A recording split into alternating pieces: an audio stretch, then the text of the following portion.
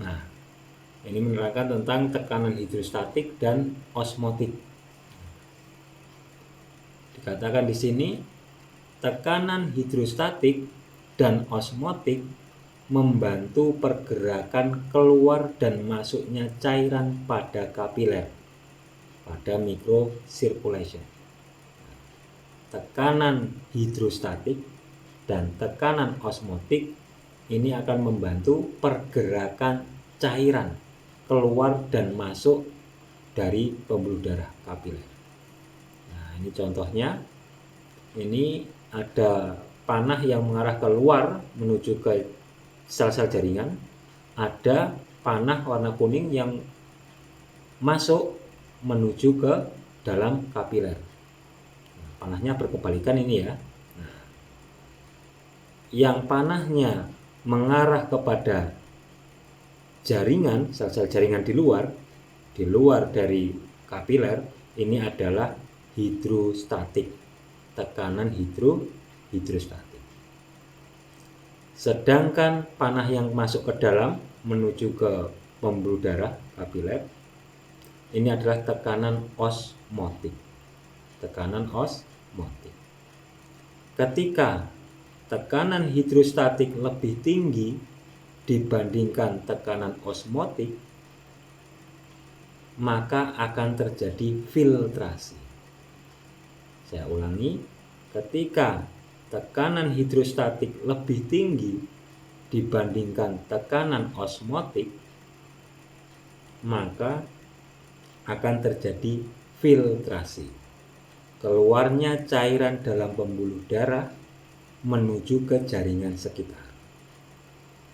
Bisa membawa oksigen yang terikat dengan air, bisa membawa nutrisi-nutrisi yang diperlukan oleh sel, membawa glukosa. Selanjutnya, semakin darah menuju ke vena, nah ini di persambungan antara arteri dan vena, maka tekanan hidrostatik dan tekanan osmotik nilainya sama. Ketika nilai hidrostatik dan osmotiknya sama, maka tidak ada lagi cairan yang keluar ataupun cairan yang masuk. Sama-sama kuatnya, sama-sama kuatnya tarikannya, sehingga cairan tetap di dalam pembuluh darah, tetap di dalam kapiler. Semakin menuju ke vena, maka tekanan hidrostatik ini akan menurun menjadi 18 mmHg. Sedangkan tekanan osmotiknya ini menjadi lebih besar, 25 mmHg. Ketika tekanan osmotik lebih besar daripada tekanan hidrostatik, maka akan terjadi reabsorption, kembalinya cairan pada sel-sel jaringan menuju ke dalam pembuluh darah, menuju ke dalam kapiler. Bisa membawa CO2, bisa membawa sisa-sisa hasil metabolisme. Ini pada kondisi normal.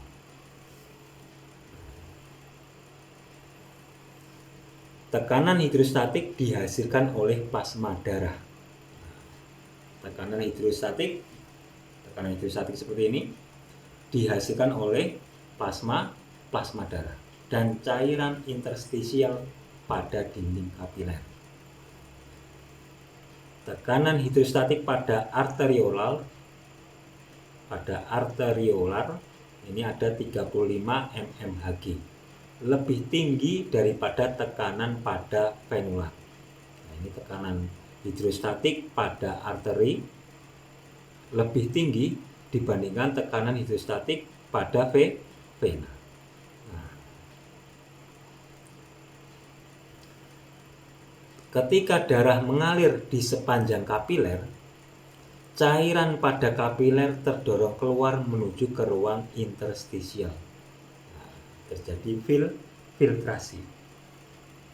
Nah, ketika darah dari arteri menuju ke kapiler, pembuluh darah kecil, tempat bertemunya arteri dan vena, maka cairan pada kapiler ini akan terdorong keluar. Cairan pada kapiler akan terdorong keluar. Mengapa terdorong keluar? Terjadi filtrasi. Karena tekanan hidrostatik lebih tinggi daripada tekanan osmotik. Ketika tekanan hidrostatik lebih tinggi daripada osmotik, maka akan terjadi filtrasi. Keluarnya cairan dari kapiler menuju jaringan sekitar. Kemudian tekanan darah menurun seiring dengan mengalirnya darah pada kapiler dari arteri ke vena. Seiring dengan perjalanannya dari arteri menuju ke vena, maka tekanannya akan menurun. Dari 35 mmHg, kemudian 25 mmHg, kemudian 18 mmHg, semakin menurun.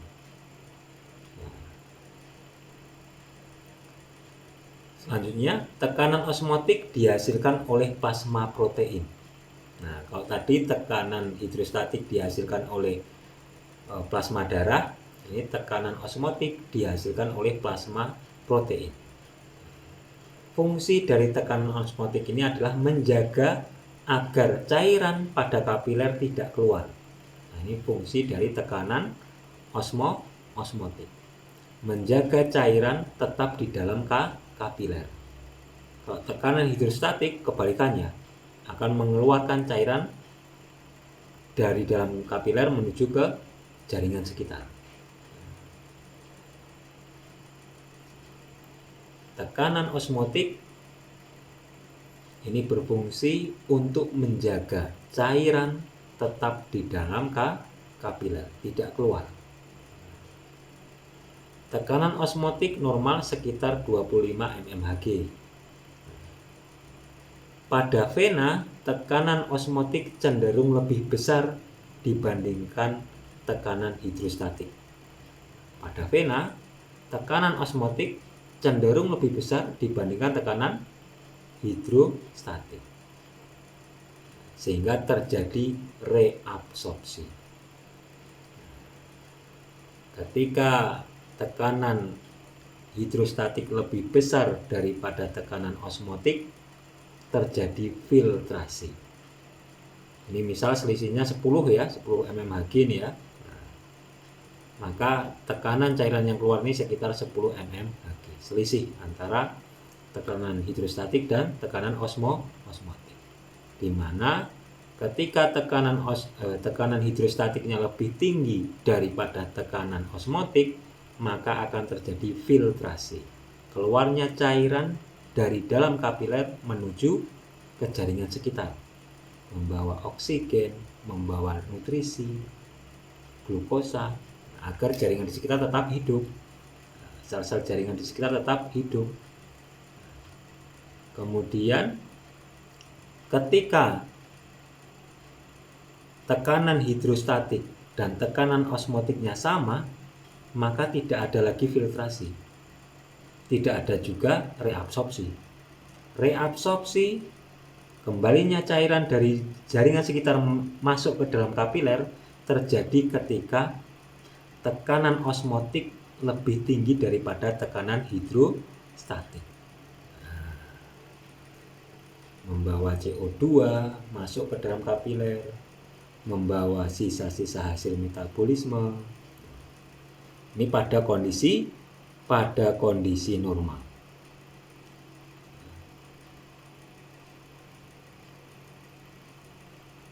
Nah, pada kondisi inflamasi, nah ini contohnya pada kondisi normal tadi ya.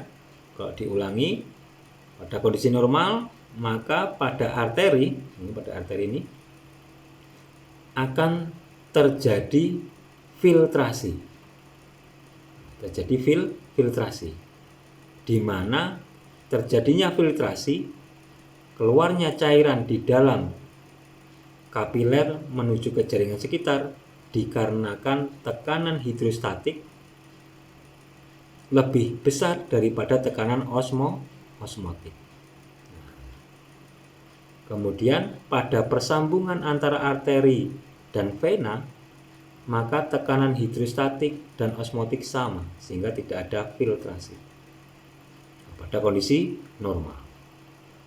Kemudian pada vena tekanan osmotiknya lebih tinggi daripada tekanan hidrostatik sehingga terjadi apa?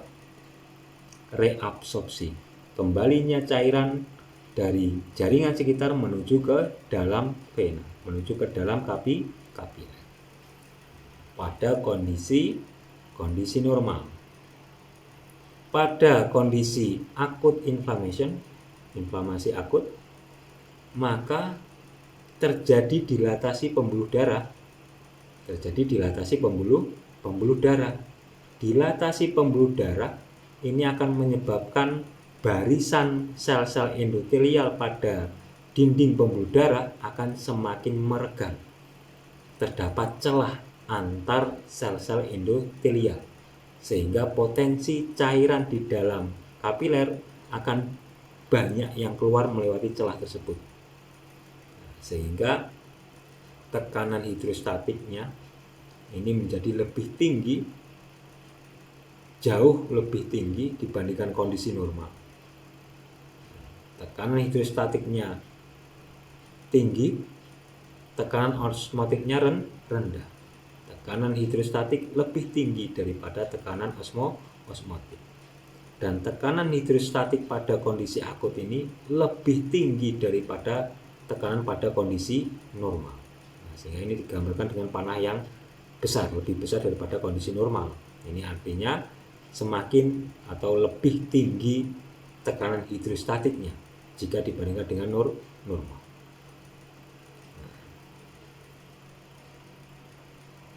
Kemudian pada persambungan arteri dan vena yang normalnya tidak ada filtrasi, pada kondisi inflamasi ini terjadi filtrasi.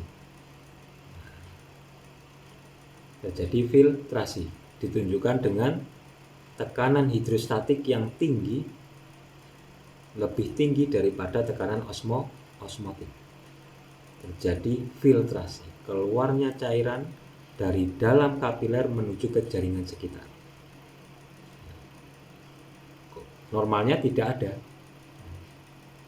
Selanjutnya pada vena, pada kondisi normal ini terjadi reabsorpsi.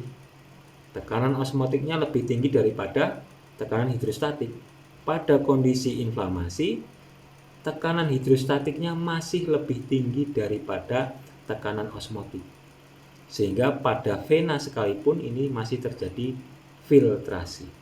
Keluarnya cairan dari dalam kapiler menuju ke jaringan sekitar. Menuju ke jaringan yang cedera. Sehingga dari awal sampai akhir terjadi filtrasi. Keluarnya cairan dari dalam kapiler menuju ke jaringan sekitar, menuju ke jaringan yang rusak. Sehingga akan banyak berkumpul, terakumulasi cairan-cairan dari dalam kapiler yang keluar menuju ke jaringan. Begitu juga terkumpulnya plasma protein pada jaringan sekitar, pada jaringan yang cedera. Terkumpulnya banyak cairan, terkumpulnya banyak plasma protein pada jaringan yang cedera akibat terjadinya filtrasi. Ini disebut sebagai eksudasi. Sehingga terjadi udem, pembengkakan pada area yang cedera. Ini ditimbulkan karena adanya filtrasi. Filtrasi disebabkan karena tekanan hidrostatik lebih tinggi daripada osmotiknya, baik pada arteri, persambungan antara arteri dan vena, ataupun bahkan pada vena. Ini masih terjadi filtrasi. Ini menyebabkan eksudasi, kemudian menyebabkan udem, pembengkakan. Selanjutnya inflamasi kronis. Oke, selanjutnya inflamasi kronis. Inflamasi kronis terjadi sampai beberapa minggu, bulan, atau tahun. Nah, kalau kita ingat tadi inflamasi akut hanya terjadi beberapa hari, sudah mereda itu ya. Kalau inflamasi kronis ini bisa berlangsung beberapa minggu, bulan, bahkan tahun. Bahkan ada sepanjang hidupnya, seumur hidupnya terjadi inflamasi kronis. Nah, dikatakan lagi, pada inflamasi akut terjadi migrasi neutrofil pada area cedera. Pada inflamasi akut terjadi migrasi neutrofil pada area cedera. Sehingga ketika dilakukan pemeriksaan lab, banyaknya ditemukan neutrofil pada area cedera, ini mengindikasikan terjadi inflamasi akut.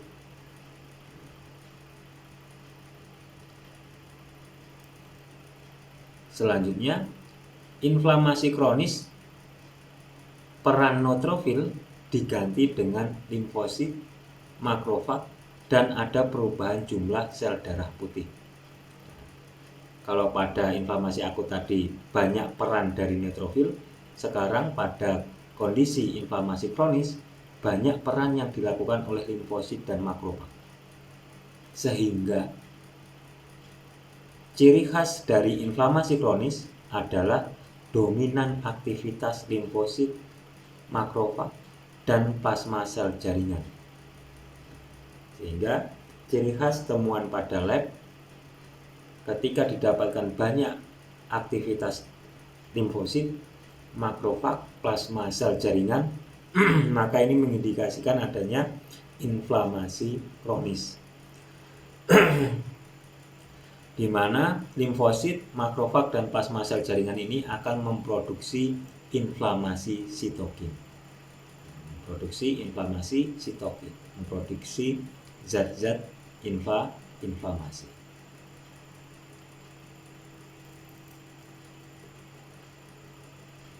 Nah, inflamasi kronis, independent response. Dikatakan di sini inflamasi kronis disebabkan oleh gagal menghilangkan penyebab inflamasi. Inflamasi kronis disebabkan oleh gagal menghilangkan penyebab inflamasi. Contohnya apa? Contohnya Mycobacterium tuberculosis, protozoa, fungi. Gagal usaha tubuh untuk menghilangkan penyebab inflamasi. Sehingga akan terjadi inflamasi terus-menerus, terjadi inflamasi kronis. Kemudian adanya zat iritan atau materi asing dalam tubuh. Ini juga menyebabkan inflamasi kronis. Gangguan autoimun seperti pada rheumatoid arthritis, ini menyebabkan inflamasi kronis. Kelainan sel mediator inflamasi akibat genetik, contohnya familial Mediterranean fever. Kemudian, dikatakan inflamasi berulang pada beberapa kasus tidak terjadi. Ini dikatakan inflamasi berulang pada beberapa kasus tidak terjadi. Misal terjadi cedera, terbentur, trauma mekanik, kemudian terjadi cedera jaringan, kemudian beberapa menit disusul ada inflamasi akut. Inflamasi akut ini ketika dia mereda beberapa hari setelahnya, kemudian dimulai proses regenerasi, jarang sekali terjadi setelah regenerasi inflamasi lagi. Jarang ditemukan seperti itu. Pada beberapa kasus sudah ditemukan. Sehingga dikatakan lagi, jarang inflamasi akut berlanjut menjadi inflamasi kronis. Jarang inflamasi akut berevolusi menjadi inflamasi kronis. Sehingga dinamakan inflamasi kronis ini juga disebut sebagai independent response. Dia tidak, inflamasi kronis ini bukan perkembangan dari inflamasi akut, independent response.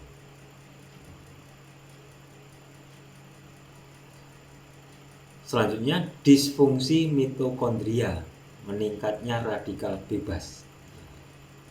Adanya gangguan fungsi dari mitokondria ini akan meningkatkan radikal bebas.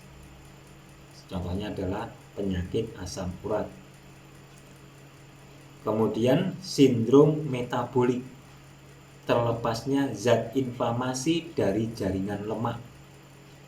Terlepasnya zat inflamasi dari jaringan lemak.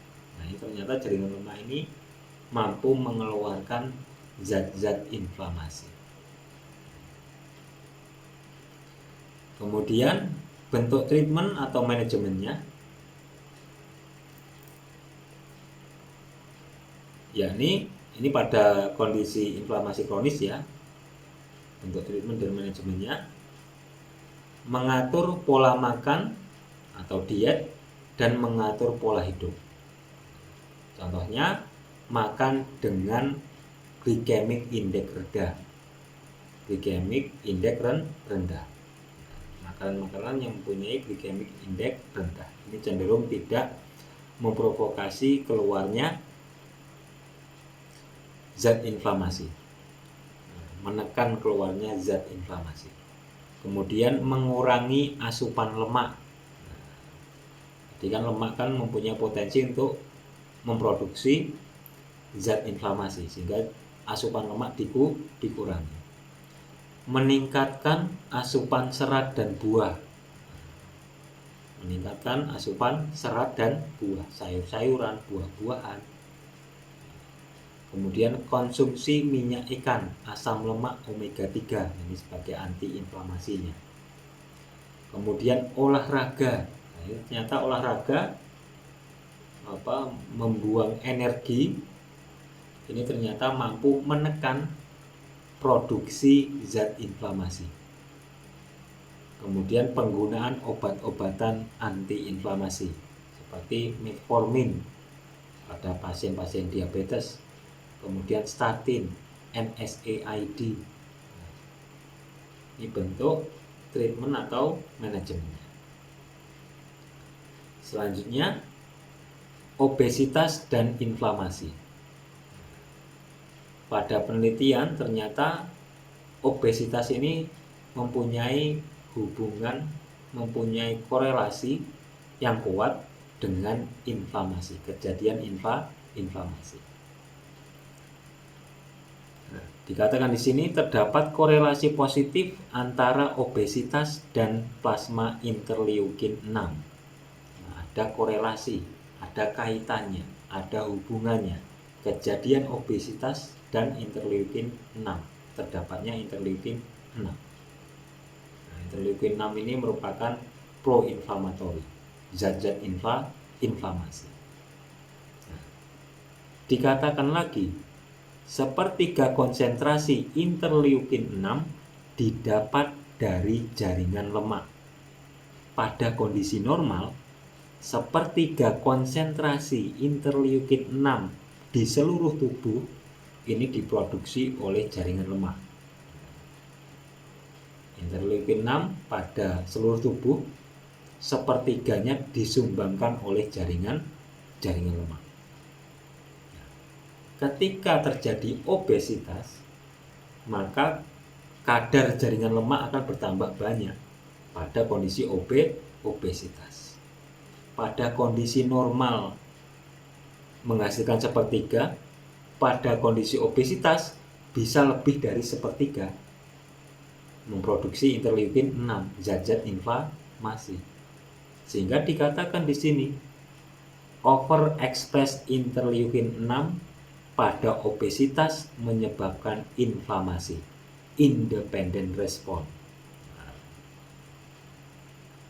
Sehingga ketika kadar jaringan lemaknya semakin banyak pada obesitas, maka terjadi overexpress interleukin 6. Semakin banyak diproduksi interleukin 6. Pada kondisi normal sepertiga. Pada kondisi obesitas bisa lebih dari 1/3 karena banyak jaringan lemaknya.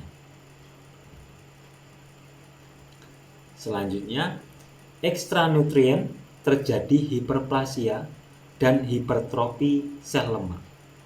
Nah, ekstra nutrien, makan terlalu banyak, ini dapat menjadikan sel lemak terjadi hiperplasia. Hiperplasia itu semakin banyak, bertambah banyak.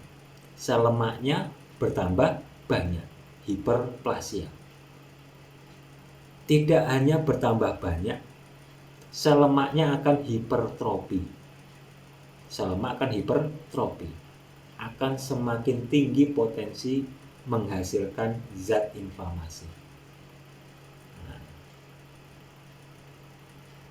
Kemudian, meningkatnya sel lemak menyebabkan aliran darah ke sel lemak berkurang. Meningkatnya jumlah sel lemak tadi yang hiperplasia, ditambah lagi terjadi hipertrofi pada sel lemak yang banyak, maka kecukupan asupan dari suplai darah ini akan berkurang, tidak mencukupi dari kadar lemak yang banyak. Darahnya kurang. Karena pada dasarnya darah ini akan lebih terkonsentrasi pada jaringan otot untuk bekerja, untuk berkontraksi. Karena sel-sel lemaknya terlalu banyak dan kemudian dia hipertrofi, maka keperluan darahnya tidak tercukupi. Karena darah utamanya pada jaringan otot. Ketika kebutuhan darah pada sel lemak ini tidak tercukupi, maka akan terjadi hipoksia. Nah, hipoksia sel jaringan menuntun kepada overproduksi proinflamatory mediator. Nah, keadaan hipoksia ini dapat mengakibatkan overproduksi dari zat inflamasi. Sel lemak yang bertambah banyak dan hipertrofi sudah memproduksi zat inflamasi yang banyak, ditambah lagi kondisi sel lemak yang kekurangan suplai darah ini semakin menambahkan zat inflamasi. Sehingga ketika ada pasien osteoartritis lutut dengan obesitas, maka fisioterapi tidak hanya menurunkan nyeri, tidak hanya melatih kekuatan otot untuk stabilisasi sendi lutut, tetapi juga untuk menyarankan pasien melakukan diet. Tentu saja dengan kolaborasi dengan ahli gizi. Selain itu juga untuk diprogramkan latihan atau bentuk-bentuk latihan yang mampu menggunakan energi yang banyak, mampu mengeluarkan energi yang banyak, dengan syarat tidak membebani lutut. Karena ketika melakukan latihan mengeluarkan energi yang banyak, maka semakin banyak energi yang dikeluarkan, semakin banyak energi yang digunakan saat latihan, ini ternyata terbukti menurunkan zat inflamasi, menekan zat inflamasi. Sehingga pada pasien-pasien OA lutut yang disertai dengan obesitas, fisioterapi tidak hanya menurunkan nyeri pada lututnya, tidak hanya menguatkan otot-otot stabilitas pada sendi lututnya, tapi juga menyarankan untuk melakukan diet, kolaborasi dengan ahli gizi, dan memberikan program latihan yang fungsinya untuk menggunakan energi sebanyak-banyaknya dengan syarat lututnya tidak terbebani. Karena semakin banyak energi yang dikeluarkan, maka akan semakin menekan zat inflamasinya keluar. Nah, itu sudah pernah diteliti. Jadi seperti itu.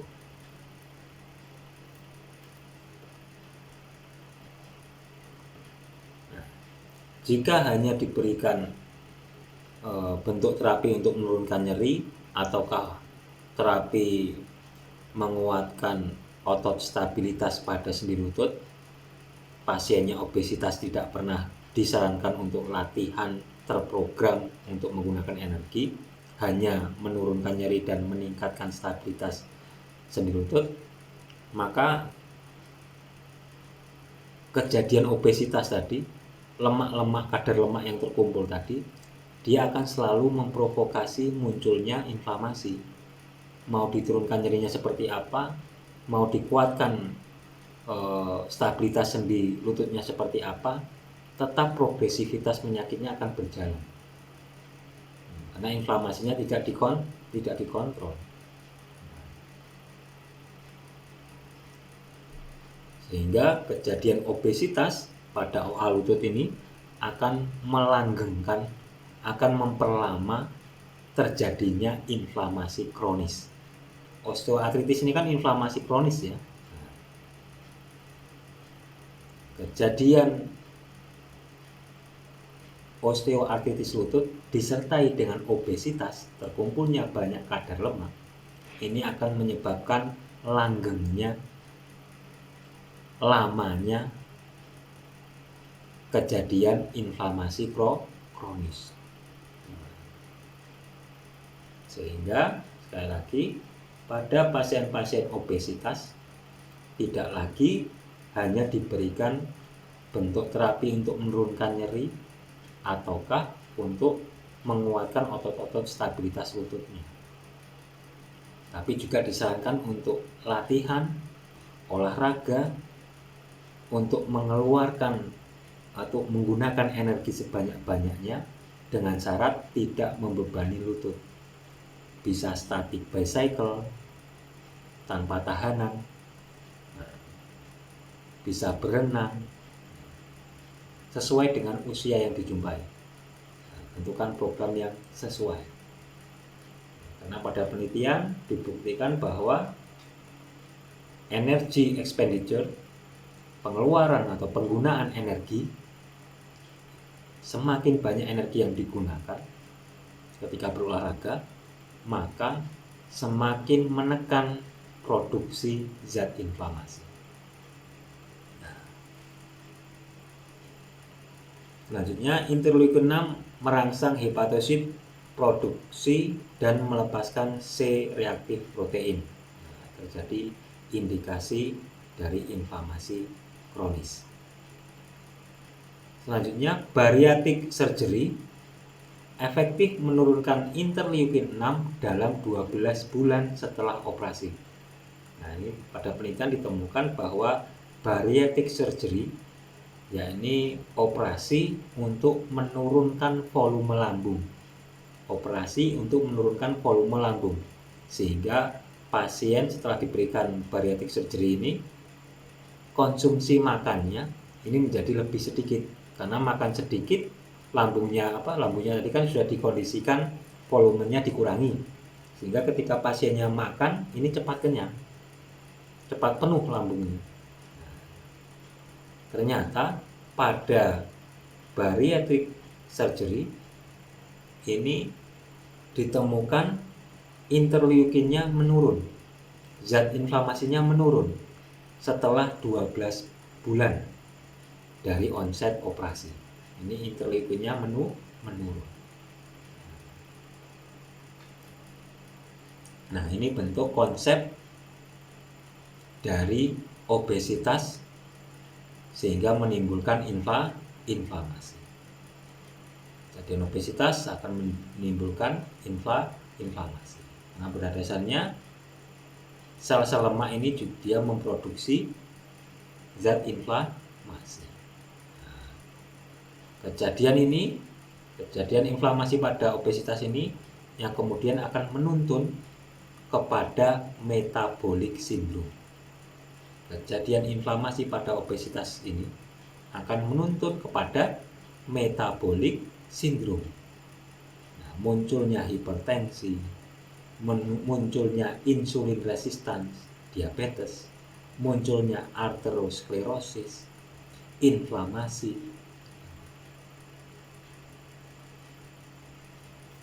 Oke. Ya. Selanjutnya ini saya berikan tugas pada mahasiswa. Ini tugasnya, bagaimana cara dan mekanisme menurunkan inflamasi akut. Inflamasi akut ini ya, bagaimana cara dan mekanisme menurunkan inflamasi akut. Sertakan teori dan jurnal pendukung. Misal caranya apa? Misal caranya adalah dilakukan dengan cara mengelevasikan segmen sehingga segmen lebih tinggi daripada jantung, misal pada posisi berbaring telentang. Nah, caranya seperti itu. Mekanismenya seperti apa ketika dilakukan elevasi segmen? Sertakan teori dan jurnal pendukungnya.